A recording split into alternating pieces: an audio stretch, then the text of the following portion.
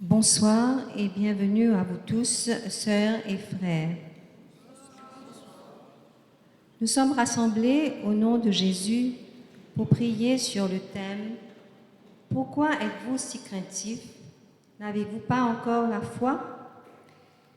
Nous sommes en union de cœur et de prière avec la communauté de Thésée, ainsi qu'avec tous ceux qui prient à la manière de Thésée. Mettons-nous debout et traçons sur nous le signe de la croix en chantant.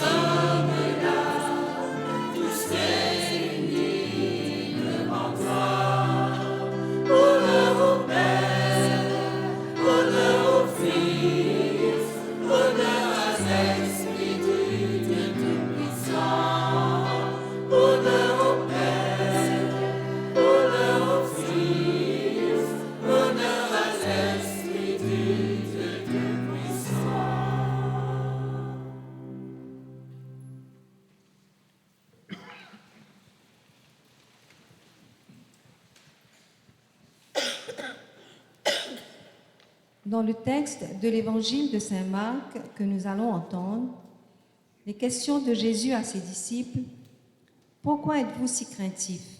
N'avez-vous pas encore la foi ?» nous sont aussi posées ce soir. Nous sommes tous confrontés à des tempêtes qui peuvent nous amener à douter de la présence de Dieu à nos côtés, et face aux épreuves, nous avons peur et perdons la foi. Mais au milieu de nos tempêtes, le Seigneur ne nous abandonne pas. Il est là et il nous invite à nous réveiller. Demandons au Seigneur d'ouvrir nos cœurs à sa présence, de raviver notre foi et de raffermir notre confiance en lui. Laissons-nous saisir par l'amour du Christ ressuscité, qui nous invite à passer avec lui sur l'autre rive.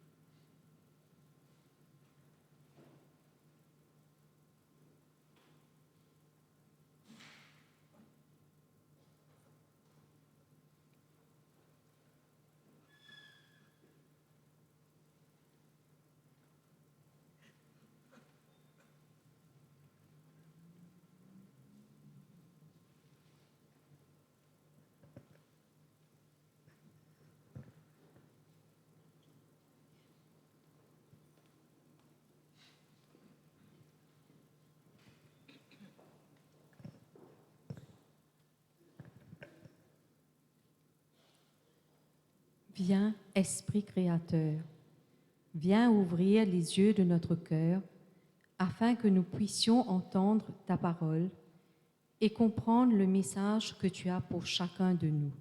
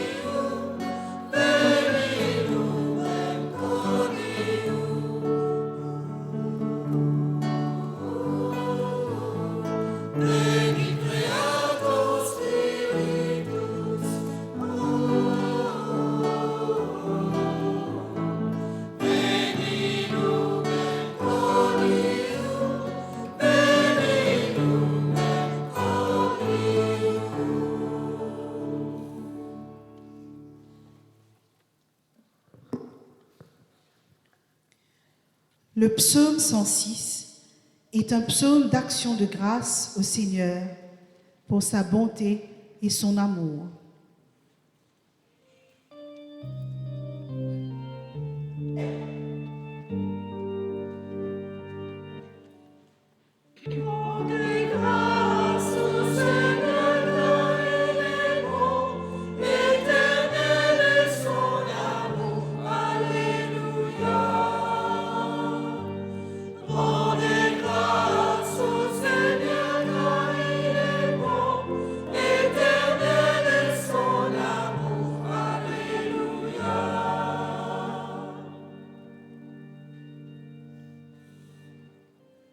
Qu'ils rendent grâce au Seigneur de son amour, qu'ils offrent des sacrifices d'action de grâce.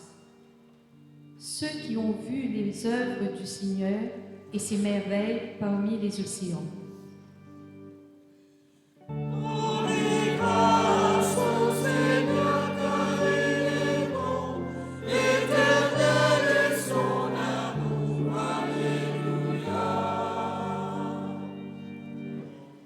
Il parle et provoque la tempête, un vent qui soulève les vagues, portés jusqu'au ciel, retombant aux abîmes, leur sagesse était engloutie.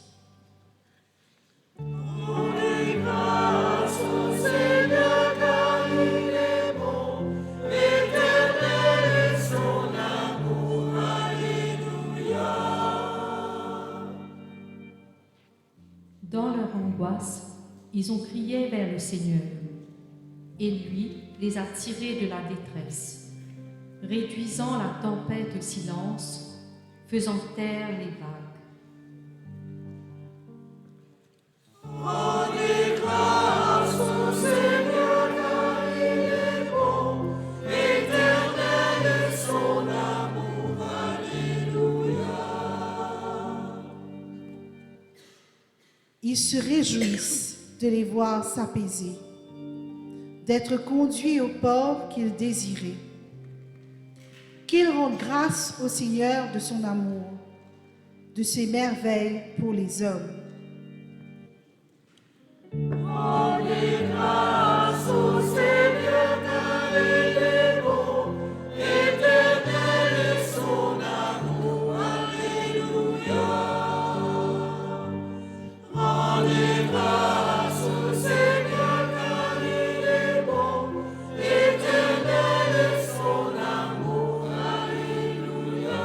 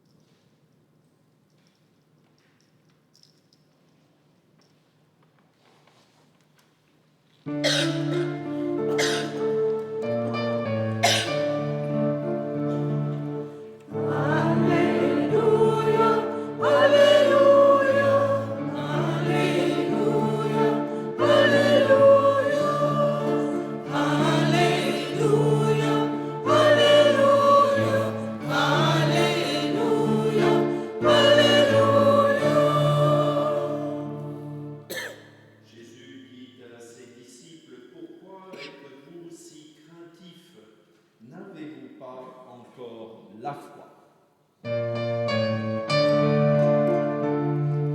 Alléluia, Alléluia, Alléluia, Alléluia, Alléluia, Alléluia, Alléluia, Alléluia. Le Seigneur soit avec vous. Et avec votre esprit. Évangile de Jésus-Christ selon saint Marc.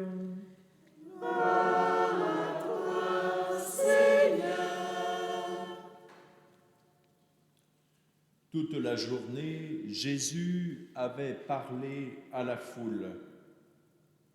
Le soir venu, Jésus dit à ses disciples, « Passons sur l'autre rive. » Quittant la foule, ils emmenèrent Jésus comme il était dans la barque, et d'autres barques l'accompagnaient.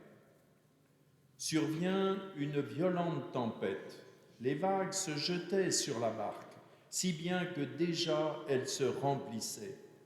Lui dormait sur le coussin à l'arrière. Les disciples le réveillent et lui disent « Maître, nous sommes perdus, cela ne te fait rien ?»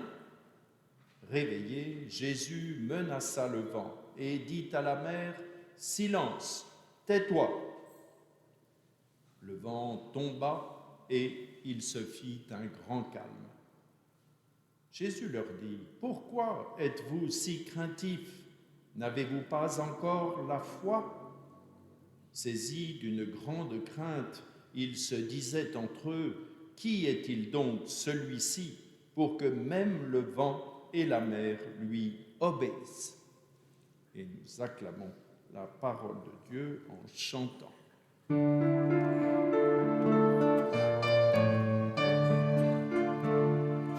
Alléluia, Alléluia, Alléluia, Alléluia, Alléluia, Alléluia, Alléluia, Alléluia.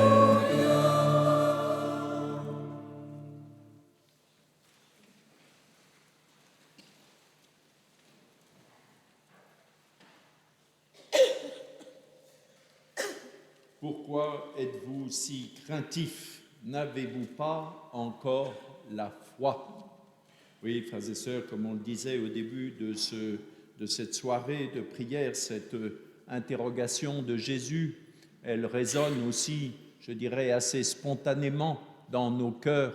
Et nous le savons bien, nous aussi, que parfois, effectivement, lorsqu'il y a des situations difficiles dans nos vies, et il y en a toujours, eh bien, parfois, nous manquons de courage. La peur nous envahit et elle nous fait pousser, en quelque sorte, oui, des cris devant le Seigneur. Et nous avons l'impression qu'effectivement, le Seigneur, tout d'un coup, s'est éloigné de nous. Il dort. Pourquoi êtes-vous si craintifs? N'avez-vous pas encore la foi? Alors on pourrait dire, Seigneur, écoute, on n'est qu'au chapitre 4 de l'évangile de Marc, donc on n'est pas encore très avancé quand même. Et les disciples n'ont pas encore beaucoup d'expérience de ta présence, de ta parole, de ton pouvoir, de ta force sur les éléments déchaînés, qui évidemment symbolisent bien autre chose que simplement les éléments naturels, c'est évident. Mais Jésus déjà veut leur faire une expérience à ses disciples, et une expérience évidemment qui va les marquer, on peut l'imaginer, qui va s'imprégner en eux de ce que d'une certaine manière ils auront à vivre lorsque précisément Jésus ne sera plus là. Et nous le voyons bien, nous savons bien que cet épisode qui est tout dans les éléments de la nature, avec le vent, la mer déchaînée, la nuit noire, etc., c'est déjà, d'une certaine manière, une avant-scène de ce que les disciples auront à vivre durant le mystère pascal, où Jésus va, en quelque sorte, être menacé d'être englouti par les éléments déchaînés, la nuit de la violence, les ténèbres de la haine, du mensonge, Mais Jésus va reparaître comme une lumière nouvelle au jour nouveau de la résurrection. Et désormais, les disciples pourront s'avancer avec cette lumière et ce courage de la foi dans le cœur. Alors bien sûr, il ne faut pas détacher cet épisode de ce qui a précédé dans l'Évangile, précisément dans ce chapitre 4. D'ailleurs, la première phrase qui est proposée à cet Évangile nous le dit bien. Toute la journée, Jésus avait parlé à la foule. Et frères et sœurs, je pense que nous nous souvenons en tout cas d'un extrait de cet enseignement long que Jésus avait délivré aux foules, et donc en particulier, bien sûr, aux disciples. C'est ce que nous avons entendu dimanche dernier dans l'Évangile. Voilà, tout le monde s'en souvient, ce n'est pas la peine que je vous interroge, évidemment. Voilà. Donc, c'est quoi? La parole, c'est comme une petite graine qui tombe en terre. Elle est la plus petite de toutes les semences et elle va pousser, elle va donner, elle va être une petite pousse un peu fragile. Et puis petit à petit, elle va s'affermir et elle va donner soit du blé avec des épis plein la tige, etc. Et on va y mettre la faucille et ça donnera le pain que nous mangeons, ce pain qui nous fortifie dans la vie. Ou encore cette petite graine de moutarde qui est la plus petite de toutes les semences et qui va grandir comme un grand arbre avec des longues branches et les oiseaux du ciel pourront y faire leur nid. Oui, frères et sœurs, cet enseignement, ce n'est pas simplement des mots, ce n'est pas simplement des mots dont d'ailleurs nous nous souvenons plus ou moins. Non, c'est aussi, d'une certaine manière, une leçon de choses, comme on en faisait autrefois à l'école. Je ne sais pas si ça se fait encore à l'école, mais bon, une leçon de choses. Et Jésus veut leur faire passer à ses disciples une expérience pratique, précisément. Est-ce qu'ils ont bien intégré cet enseignement qu'il leur a dit? Est-ce qu'ils ont bien, en quelque sorte, ingéré cette parole de Dieu qui est là pour les fortifier de l'intérieur? Et frères et sœurs, je crois que c'est ça l'enseignement véritable de Jésus, en particulier dans cet épisode. Oui, bien sûr, nous aussi, nous connaissons des tempêtes, nous aussi, nous connaissons des événements tumultueux et où nous avons l'impression que toute notre vie chavire et que nous allons être engloutis par les épreuves. Et frères et sœurs, si effectivement nous ne cultivons pas au quotidien la présence de Jésus, si nous ne méditons pas cette parole qui en nous va grandir comme une semence et va pousser, va se fortifier, bien sûr, nous aurons un peu de la peine précisément à invoquer le secours du Seigneur, alors que finalement nous nous en tenons éloignés. Oui, le Seigneur toute la journée a prêché précisément ce rapport important qu'il y a entre Dieu et les hommes, cette survenue de Dieu en humanité à travers Jésus, son verbe de vie, son verbe de force, son verbe de lumière. Et c'est à nous, frères et sœurs, de la faire grandir, cette semence dans nos cœurs, dans notre vie, de telle manière que nous soyons en quelque sorte fortifiés de l'intérieur. Si Jésus prend ces images qui nous paraissent très simples, peut-être trop simples, un peu naïves, c'est aussi pour nous dire que, de fait, d'abord, cet enseignement s'adresse à tout le monde, quel que soit son degré d'intelligence, et il n'y a pas besoin d'être graduate de HSI pour comprendre ces choses-là. Voilà. Donc, c'est aussi pour se dire que, de fait, il y a une nécessité pour tout chrétien d'être, en quelque sorte, enraciné dans le Christ, avec lui, dans sa parole. Lorsque Jésus prend l'exemple de la petite pousse, c'est évident que pendant que la petite graine sort de terre et que la petite pousse est fragile, si survient un grand coup de vent, un tonnerre, une inondation, un cataclysme, un cyclone, etc., la petite pousse va être emportée. Et évidemment, il n'en restera rien. Mais en revanche, nous le savons, lorsque des cyclones s'abattent sur nos têtes, si des grands arbres sont enracinés où précisément les oiseaux font leur nid, car les oiseaux ont besoin de solidité pour faire leur nid. Ils ne vont pas faire leur nid sur une petite pousse trop fragile, où au moindre coup de vent, le nid va tomber par terre et les oisillons seront perdus. Non, les oiseaux ont besoin d'assurance, ils ont besoin de solidité pour leur nid, pour leur petite maison, et nous-mêmes aussi, combien plus. Alors oui, frères et sœurs, il ne s'agit pas évidemment de se durcir contre les événements, il s'agit de se fortifier de l'intérieur. Et la parole de Dieu, elle est là comme notre nourriture, oui, elle est là comme notre sagesse, elle est là comme notre assurance dans les événements les plus dramatiques de nos vies.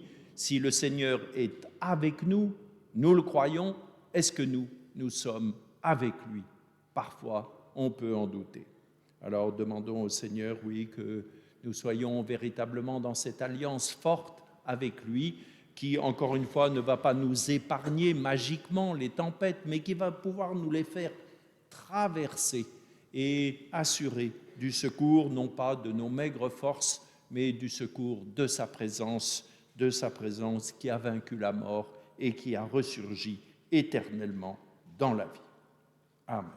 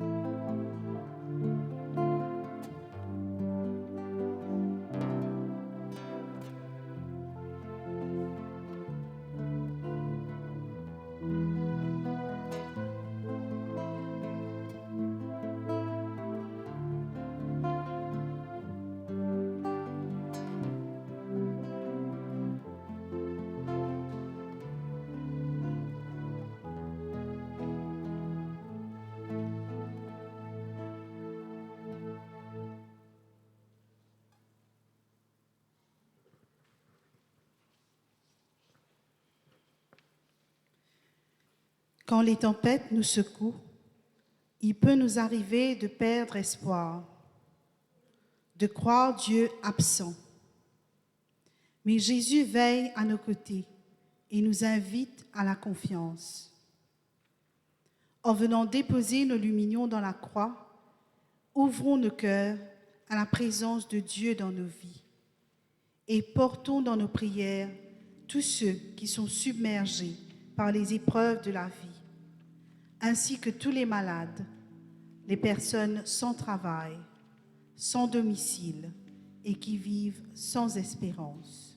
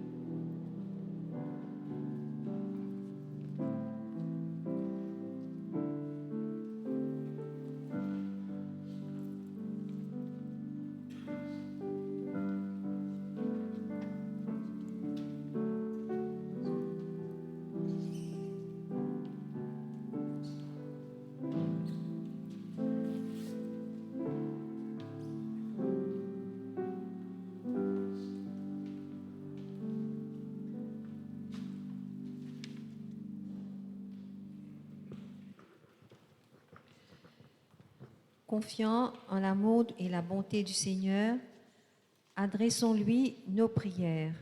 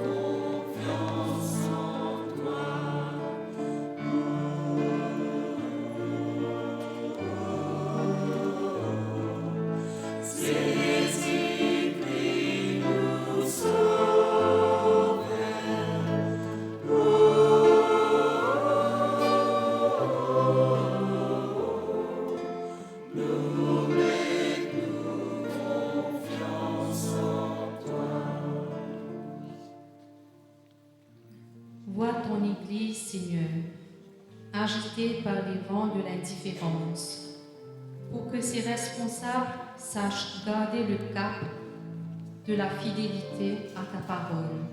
Seigneur, nous te prions.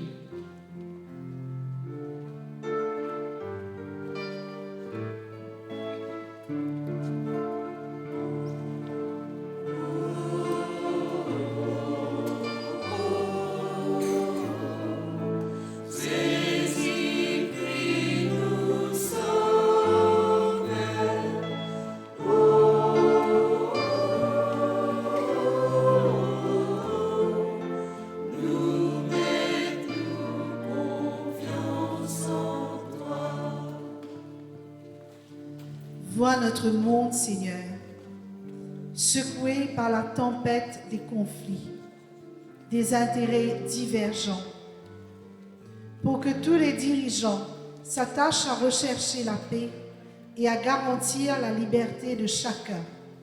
Seigneur, nous te prions.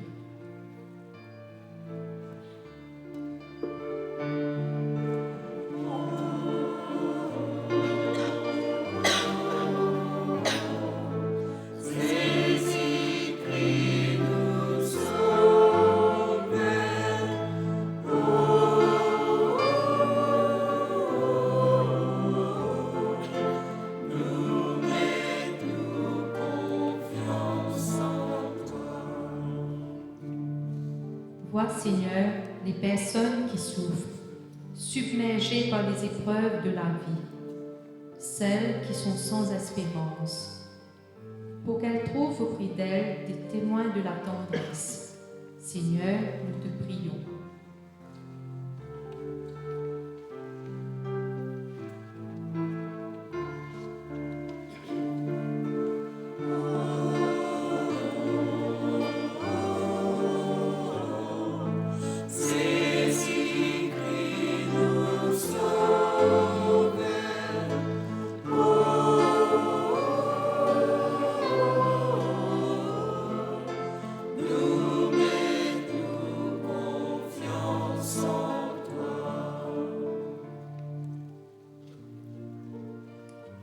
Nous allons poursuivre nos prières en prenant les intentions de l'Assemblée qui ont été déposées dans le panier.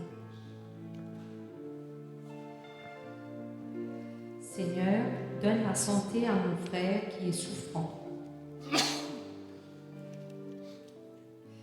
Père éternel, je vous offre toutes les blessures de Jésus-Christ, les douleurs et l'agonie de son sacré cœur et son très précieux sang qui jaillit de ces blessures en réparation de nos péchés, des péchés de mes parents, de mes ancêtres, de mes amis, des voisins et de ceux du monde entier. Seigneur, aujourd'hui Elisa t'a rejoint. Prends-la sous ton aile et veille sur ce petit ange. Seigneur Jésus, je te prie pour Sonia et Gabi qui vont habiter dans leur maison. Bénis-les, Seigneur, et protège-les. Seigneur, je te prie pour la santé de ma maman, ma tante et ma grand-mère. Guéris-les. Seigneur, je te dis merci pour ma famille, mon travail. Veille sur Roy et Ashwina et leur famille. Seigneur, fais-nous voir ta lumière dans notre famille. Aide-nous dans ce que nous entreprenons de faire. Apprends à ceux qui ne te connaissent pas à te rencontrer.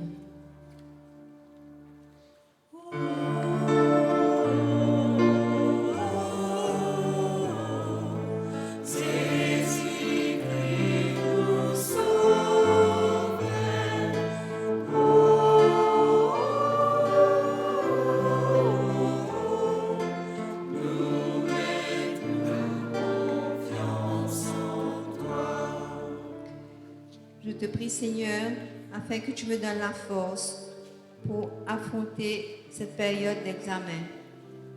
Merci Seigneur, Marc va mieux après son infarctus. Nous te rendons grâce.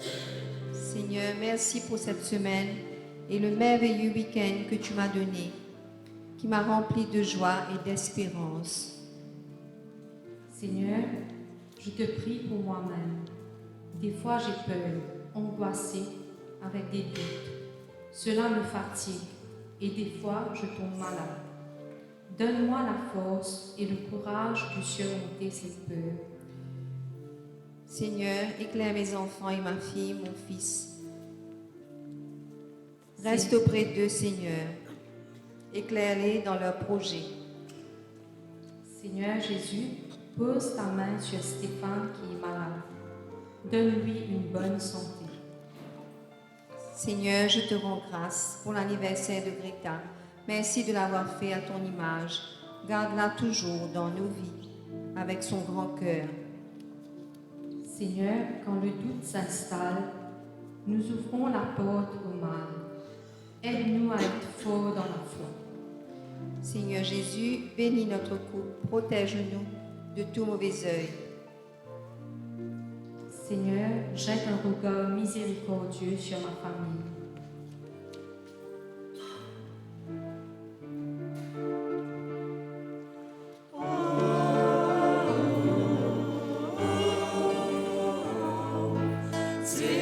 Jésus-Christ nous sauve.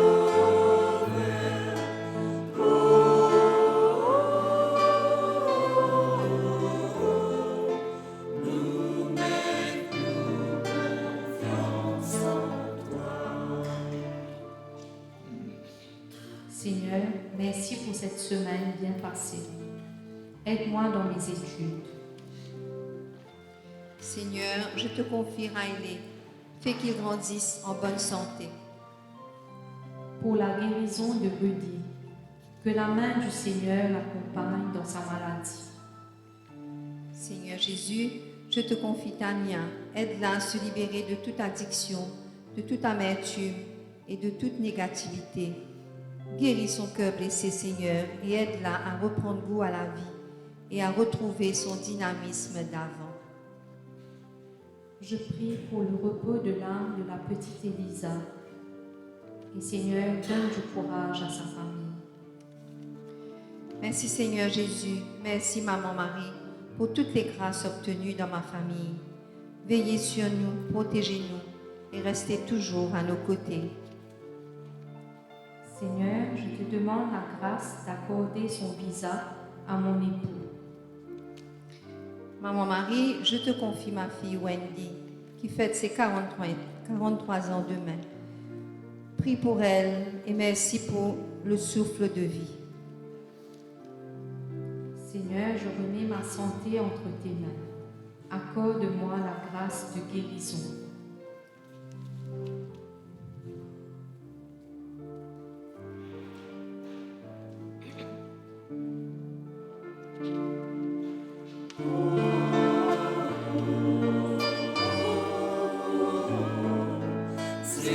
Jésus-Christ nous sauve.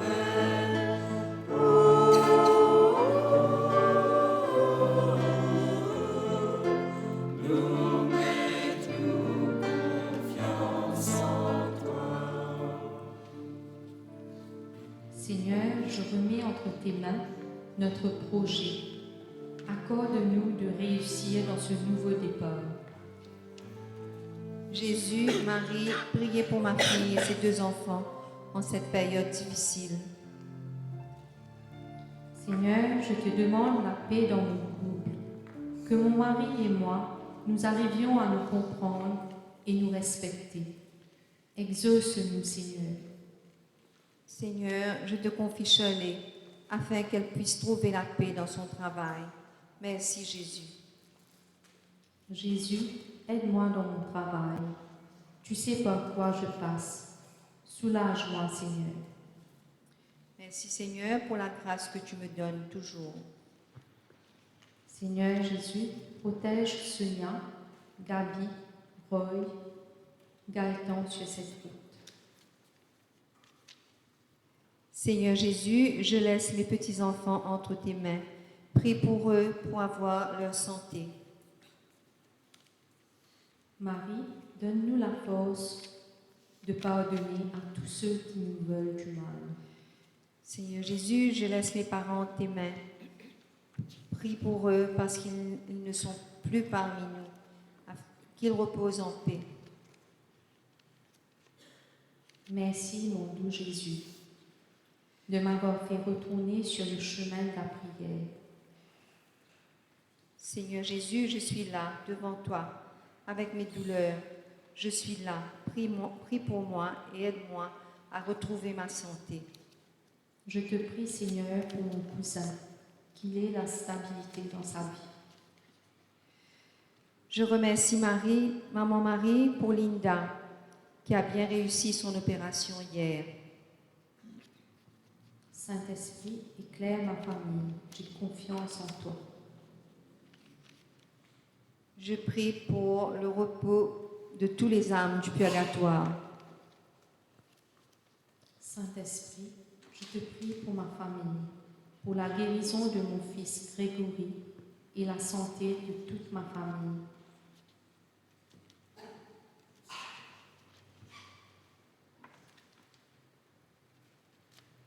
Jésus, donne-moi ma guérison. J'ai confiance en toi.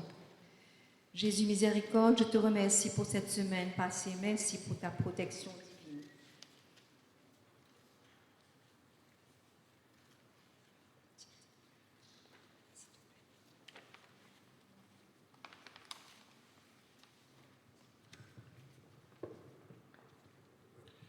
Dieu d'amour, accueille avec bonté les prières que nous t'avons adressées, ainsi que celles que nous portons au fond de notre cœur, et daigne les exaucer selon ta volonté.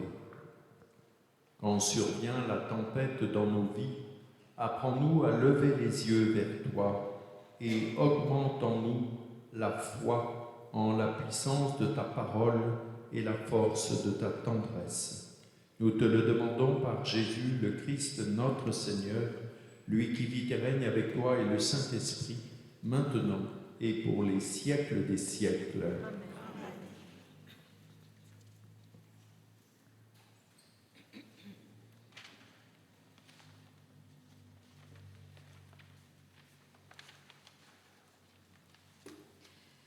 Mettons-nous debout pour la prière commune.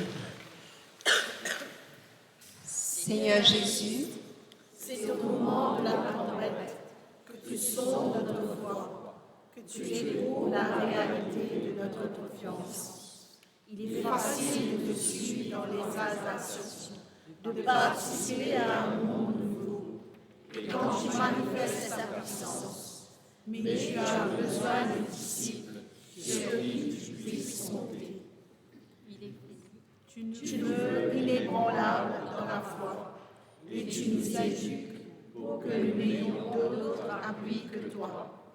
C'est à l'heure où tu sembles dormir, où la tempête est sur le point de nous engloutir, et où nous ne pouvons plus rien contrôler, que tu attends de nous la foi, que tu veux nous enraciner dans la certitude, que tu tiens le monde dans tes mains, et que toutes choses te sont soumises.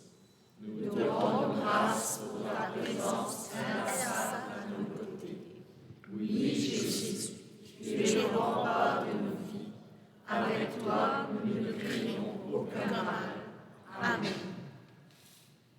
Remplis d'espérance et unis dans un même esprit, levons nos mains vers notre Père et chantons ensemble la prière que Jésus nous a enseignée.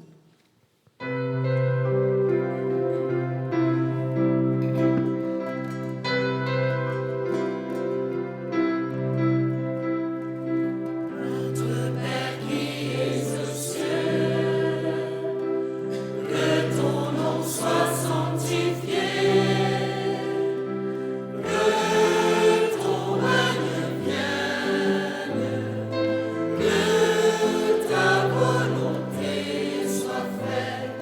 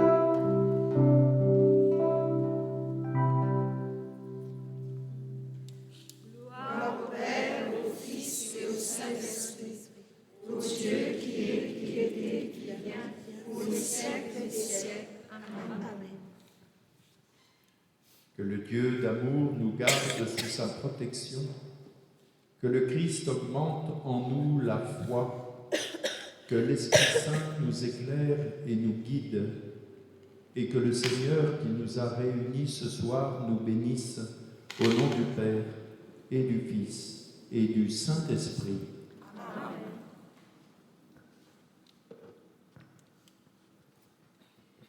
Chers amis, nous vous remercions d'avoir partagé ce temps de prière avec nous.